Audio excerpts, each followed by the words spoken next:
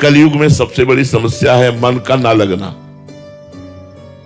इसको नाम जप में लगाओ, ये नाम जप में नहीं लगता, भोगों में लगेगा, मोबाइल में लगेगा, मोबाइल की रील देखने में बहुत लगेगा, फिल्म देखने में लगेगा, संसार देखने।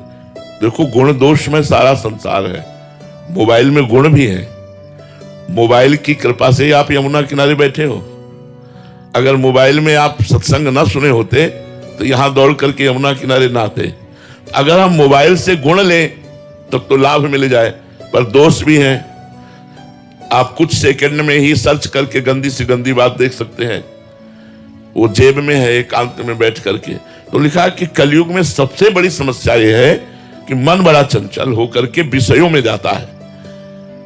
अगर हम इस कलयुग में अपने मन की चंचलता को रोककर भगवान के नाम जप में लगावें तो जितनी जल्दी कलयुग में भगवत प्राप्ति होती है उतनी जल्दी और किसी युग में